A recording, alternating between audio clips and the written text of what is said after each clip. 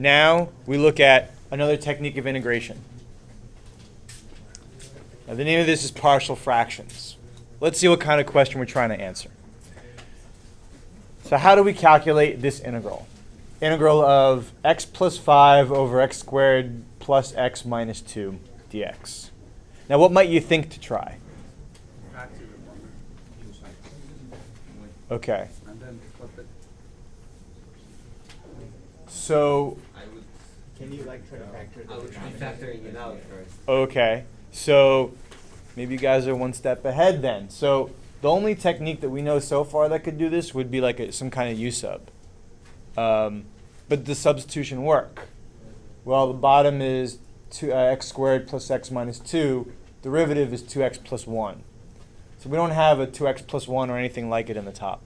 So we can't do anything like that. But maybe you're onto something. Factoring the bottom is going to help. And in fact,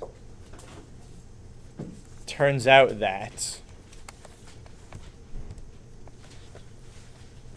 we can actually rewrite x plus 5 over x squared plus x minus 2 as 2 over x minus 1 minus 1 over x plus 2.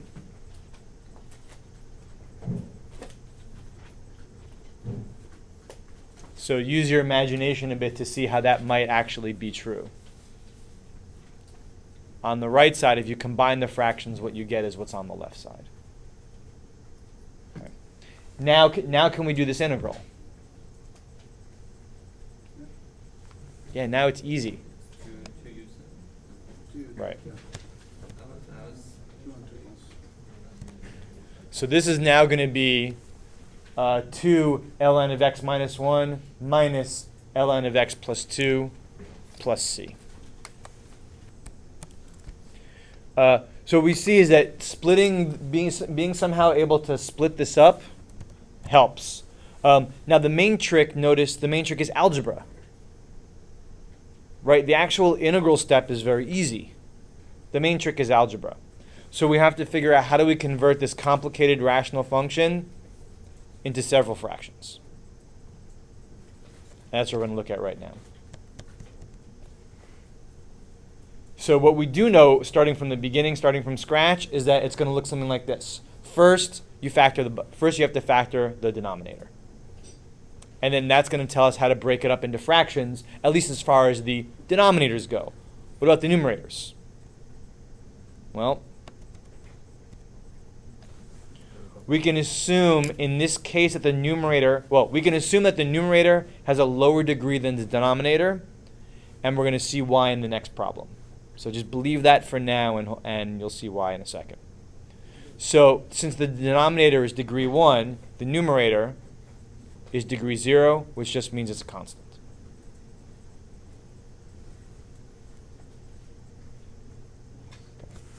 Y'all remember when we talk about degrees of polynomial, what we're talking about? The highest exponent. Okay. So for example, a quadratic expression, what's the degree? 2. A linear expression, what's the degree? 1. If it's just a constant, it's 0 because a constant is like having x to the 0. X to the 0 is just 1. Okay. So now we got the terminology out of the way.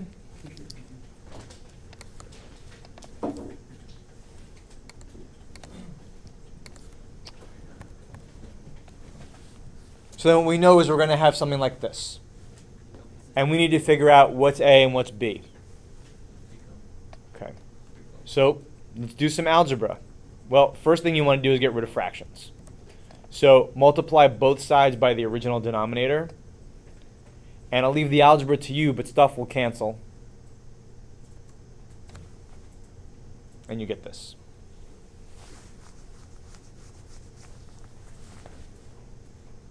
Now we're going to move this around to give us an equation that we like better, and here's what I mean. I'm going to multiply those out, and now I'm going to group in terms of x's. So on the right side, we put all the x terms together, and you wind up with ax plus bx, or in other words, a plus b times x. And then for the rest of it, you get minus a plus 2b. And we're going to group that together. But now we've got all that equals x plus 5. And if you're very clever, you just use the fact that the left side and the right side literally have to be the same thing. So what does that tell you about a plus b? It has to be 1. And what does that tell you about minus a plus 2b? It has to be 5.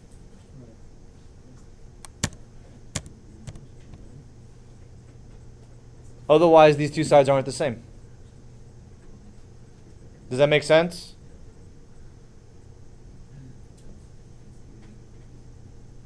Okay. So I call this matching coefficients.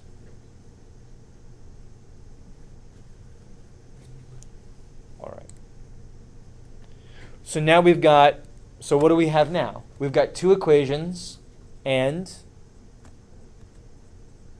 two unknowns. How do you solve that? Algebra. Okay. So like I said, more algebra. So there's a number of different, two equations, two unknowns, two linear equations, two unknowns. There's a couple different ways to solve it. Do whatever you like. Here's what I did.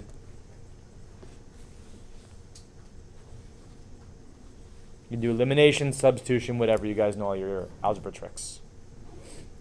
Okay. They're actually nicely set up already for us because it's a and negative a. Yeah. This one worked out easily. Okay. So this tells you that a is -1 and b is 2. So now you know that these are your two fractions. And that's exactly what we said in the beginning. And now you can just integrate it, as we did. So this is the main technique. Just in case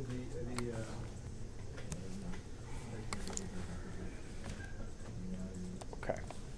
So now that I've shown you the main trick, I'm also going to show you a shortcut. Now, good news, bad news. Shortcut makes the problem much quicker. Bad news is you can't always use it. But when you can use it, here's how it works.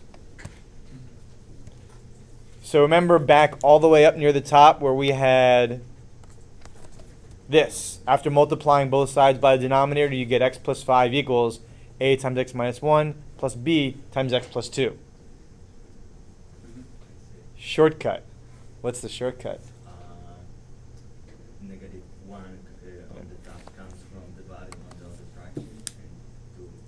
Yeah. Plug in x equals 1. And what happens? Wait, what? A goes to 0. Well, not a. That whole term disappears. So now where do we get these numbers from? These are the roots of the original thing that we factored. So take the roots of the original thing that we factored, which are 1 and -2. You plug in 1, and that just gives you 6 equals 0 plus 3b. Boom. So b is 2. How often does this work? Plug in -2, and you get 3 equals -3a plus 0. So a equals -1. Boom. Done. We didn't plug in, we did the composition. Okay. So, like I said, right? Much shorter. But this shortcut will work completely only with distinct linear factors like we have here. Not with the harder problems we're going to see in a little bit. Polynomial not gonna work. We'll see. Okay. So you should check to see if you can use the shortcut, but if not, you have the other technique which also works. It's just a little longer.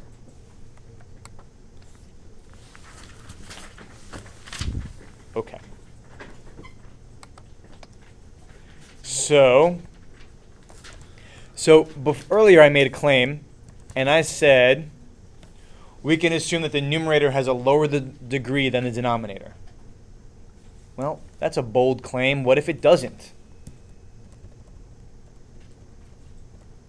So what if you have a problem like this? Well,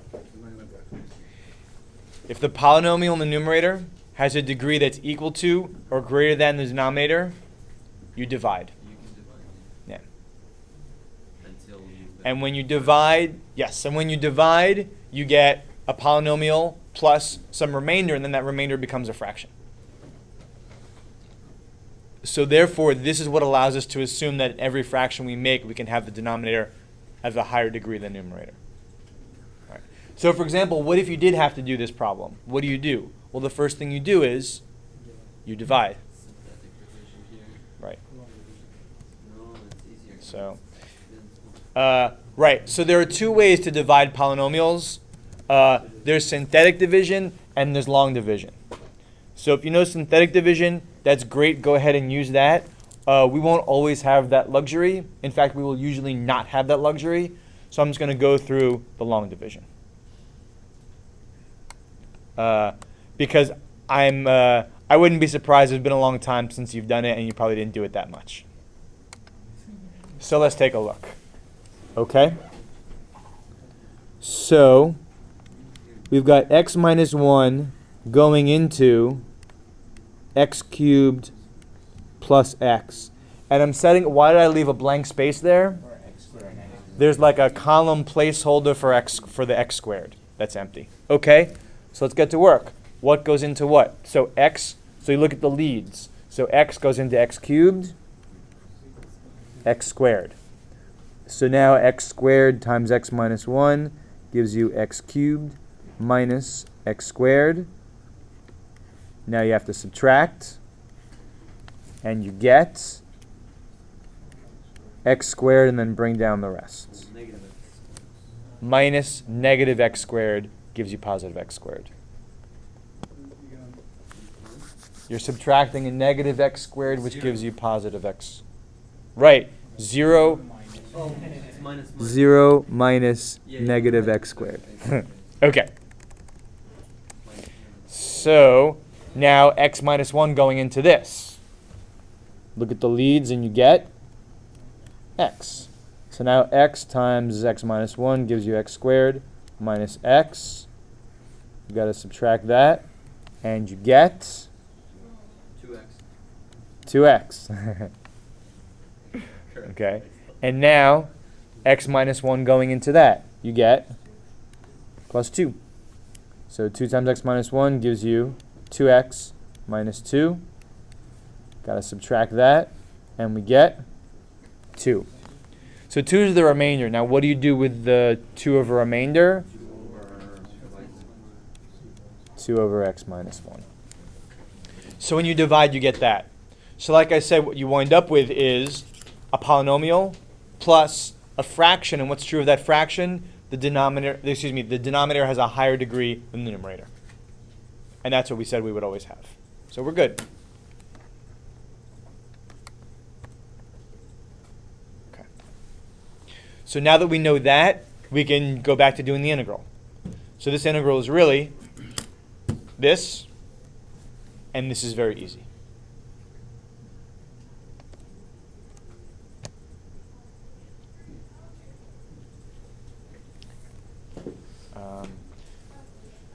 Now, a quick comment. Mental shortcut. To integrate the last term, to integrate 2 over x minus 1, technically speaking, what you're doing is substitution. What's your u? Your u is x minus 1. Okay, and then also your du is x. That's so simple, we just skip writing it down. So again, you can do these mental shortcuts, but only if you can do them correctly, I guess, is what I should say. So, if there is a constant to keep track of, make sure that you keep track of it. If that was 2 over 2x minus 1, there's a constant there you have to keep track of from your substitution. So just make sure that you're doing that. Okay.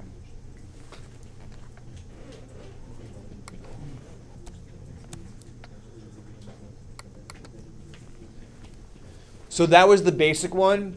Now we're going to look at slightly harder cases. So there's, I guess, 3 slightly harder cases. So first of all, what if when the denominator factors, one factor is raised to a power? So for example, you have this. And I'm just making it factored already just to shorten our work right now. So again, we have to set it up. We're going to say this equals to some fractions added, some simple fractions added to each other. But the way that works is like this.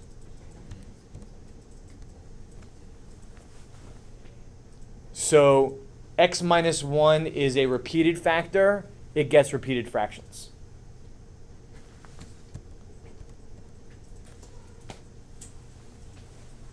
So each power gets its own fraction. And the numerator is always the same thing. It's 1 degree less than the denominator, which in this case just means a constant. Now we can prove that this works using algebra. We're going to skip that. And we'll just simply see that it always works. I thought that it gets on the top ax plus b, like the decomposition part becomes ax plus b. Okay. So from here, we just do the exact same thing that we did before. So, right. Multiply both sides by the denominator. Stuff cancels, and you wind up with this. On the left, 4x, and on the right, a times x minus 1x plus 1 plus b times x plus 1 plus c times x minus 1 squared. And so that's a minus x minus 1 squared.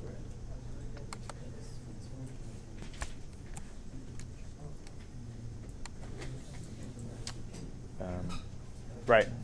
So once again, you multiply this out, you collect, which gives you this, and then you collect your terms by x. So I'm just going to read across. Using x, and here's how I like to set this up. Using x squared, what's the coefficient on the left side? It's 0. Using x squared, what's the coefficient on the right? Well, what we've got is an a plus c. So there's your x squared. Next, x to the first, which is also known as x. So on the left side, what's the coefficient? It's 4. On the right side, what's the coefficient?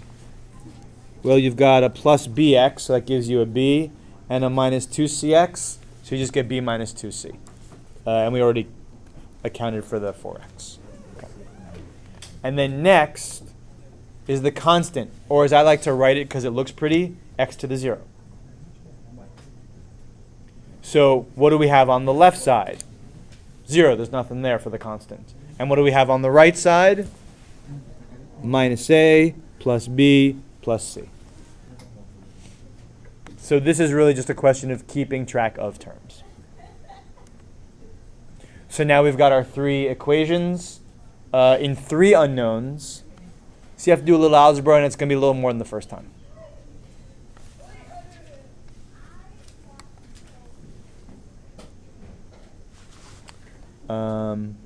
So once again, I trust you know how to solve a system of linear equations. So here's the way I did it. Add the first and the third expression. That just gives you 0 equals b plus 2c. And then add that to number 2 equation.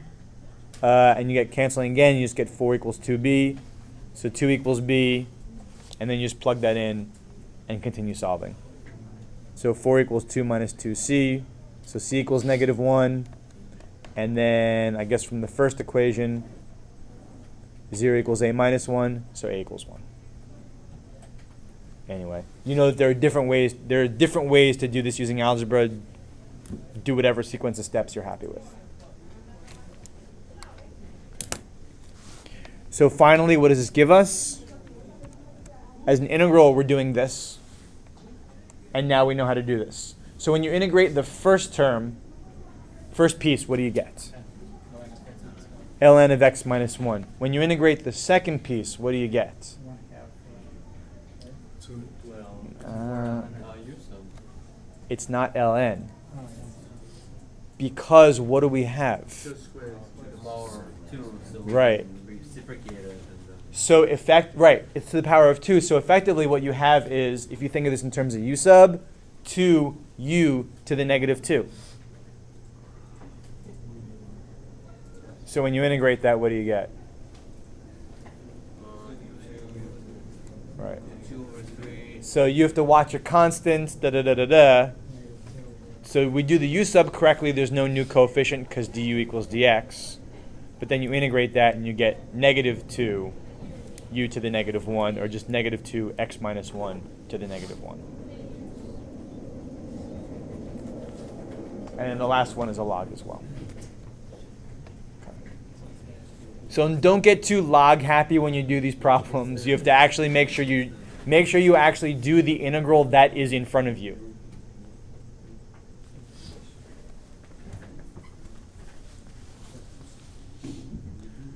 Okay. So that's one pro tip. Here's another tip. What about the shortcut?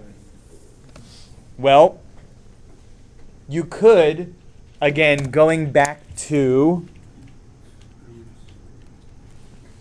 this equation, what could you do? You could plug in x equals 1, and if you plug in x equals 1, you just get 4 equals 2b. You could plug in, what's the other root we have? We've also got a root of negative 1. So you could plug in x equals negative 1, and when you do the arithmetic, you get negative 4 equals 4c. But now there's no other root to plug in, and we still haven't found a. So then you need the equations, you need the coefficient equations in order to figure out what a is. So when you don't have, as we had in the first case, we had distinct linear factors. Here, the factors are linear, but they're not distinct. We have a repeated linear factor. So you're always going to be missing a root for this shortcut to work completely. So the shortcut works partly Yeah, for B and C. for B in this case for B and C, but you still need to make your coefficient equations in order to finish the problem. So think of the coefficient equations as the complete method, and sometimes the shortcut can help a little bit.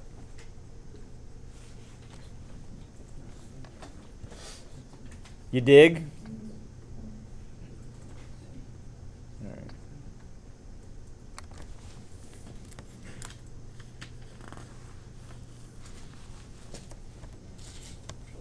Okay. So, next tricky case. What if the factors are not linear? So for example, what if you have this?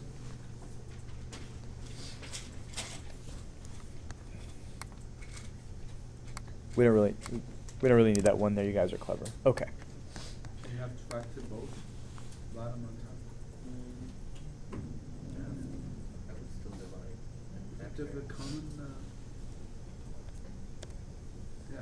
So you divide the denominator for sure, but x squared plus 1, as you guys should know from algebra experience, that doesn't factor anymore. You're done.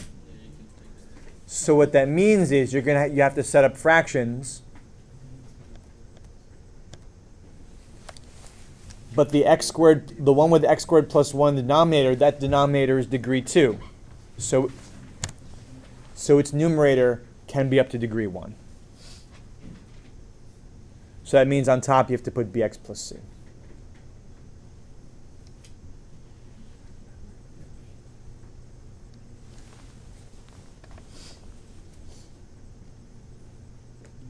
Can we not factor out one of the x's even before and say that?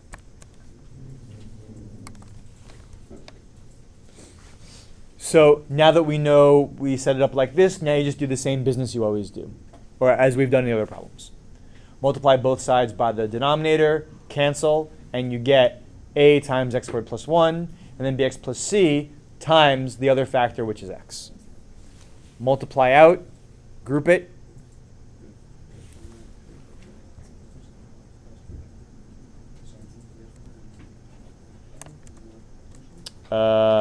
And now we make our coefficient equations. So for x squared, you get 2 equals a plus b. For x to the first, you get -1 equals c. And then for the x to the 0, for the constant, you just get 1 equals a. So this one actually worked out pretty nicely. So from that, you can then just quickly get also b equals 1. And then that step went actually pretty quickly. So that means you have to do this integral. Now, how do you do this integral? So the first one is clearly ln x. What about the second thing? If you try to do a u sub, u equals naturally x squared plus 1, u equals 2x dx. Do we have 2x dx? Do we have x dx?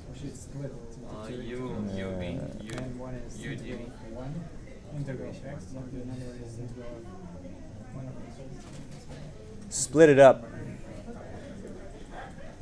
Because once you split it up, we know that, like you guys just said, our u is x squared plus 1, our du is 2x dx. So basically, we're looking for an x dx. So we can manipulate that so we actually do have an x dx.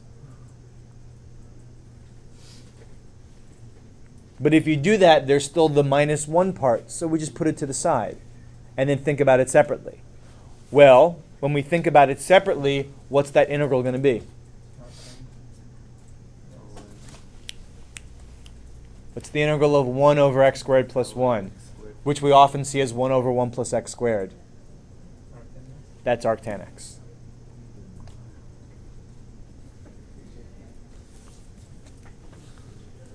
So that's the entire thing. And as we just talked about, the u sub gives you du equals 2x dx. So you got to bring the 2 over, and that gives you that half in front.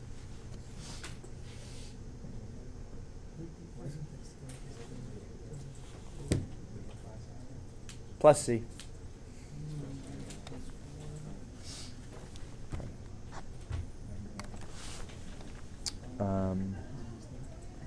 Now, notice that so a quick comment again. What about the shortcut? Well, notice that from the original factoring of the denominator, there's only one root. Or there's only one real root, 0. X squared plus 1 doesn't have any real roots. So you can plug in x equals 0, and when you calculate that, you'll get a equals 1.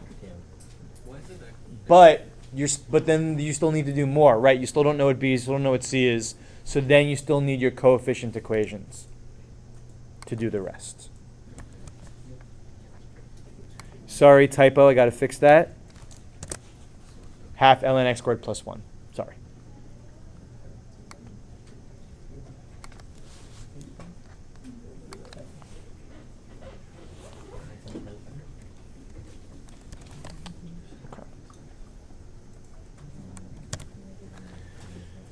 So as the last tricky case, we're going to put both the tricky cases together.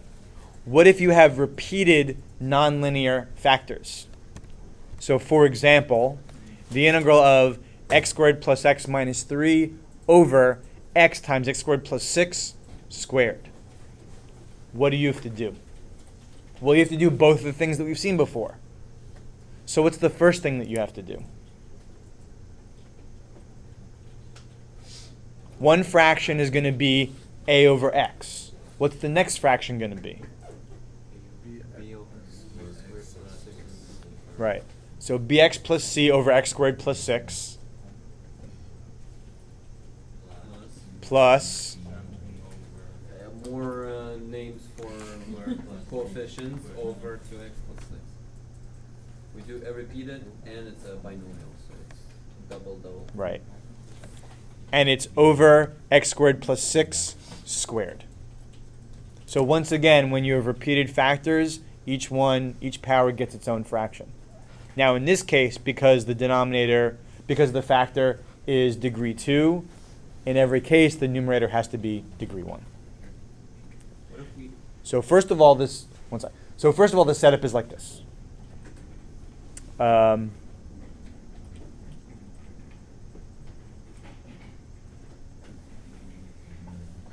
Actually, yeah, that's both things. So each one gets its own, and since it's degree 2, it has to be, the numerator has to be degree 1. We Okay. have denominator. So to just to show you a little bit of this problem, again, you multiply both sides by the original denominator, and stuff cancels, and what do you get? Ax plus b times its missing factors, which is x squared plus 6 times x. Then cx plus d times that fraction's missing factors, which is just x. And then e times that fraction's missing factors, which is just x squared plus 6 squared.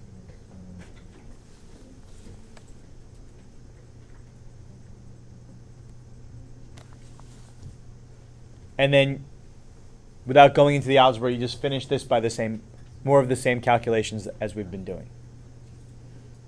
Okay.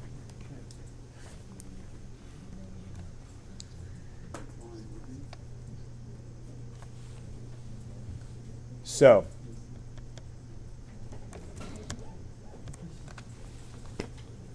here's the technique: integration by partial fractions. So what's the indicator for when you want to do this? When you're trying to integrate a polynomial divided by a polynomial, which is also known as a rational function. So what do?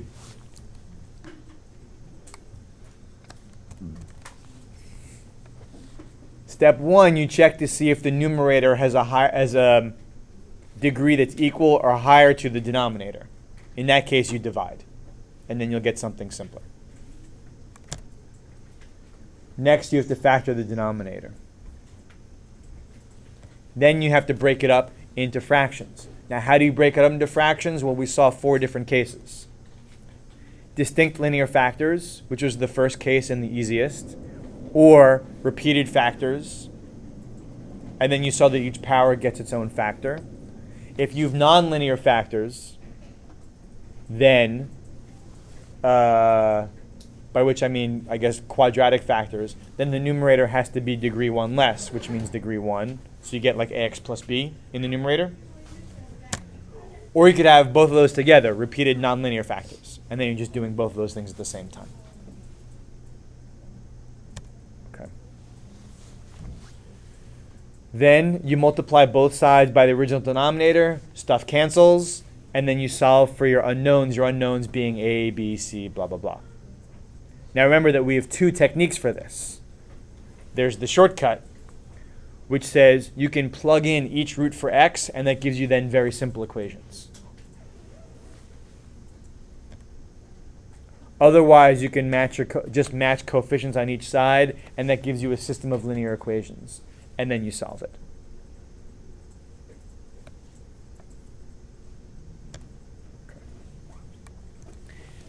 Most of the work is algebra. Once you finish all that algebra, you rewrite the integral as this a sum of separate fractions, and then you do those integrals. How do you do those integrals? That's other stuff that we've learned.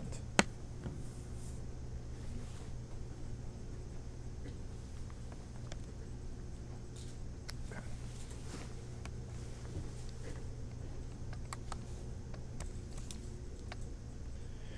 So one comment that I want to make right now, this is really sort of like a long-term comment, or for the long haul of this course, is the following thing. Let me ask this question. Do you always integrate a polynomial divided by a polynomial using this technique? So for example, what if you had this integral?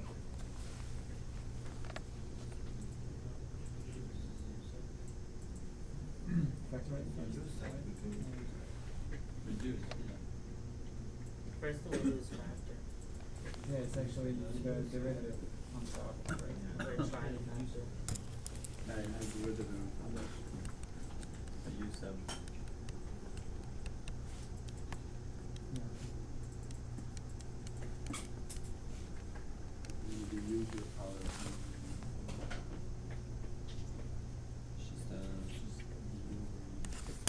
It's just the integral of du over u.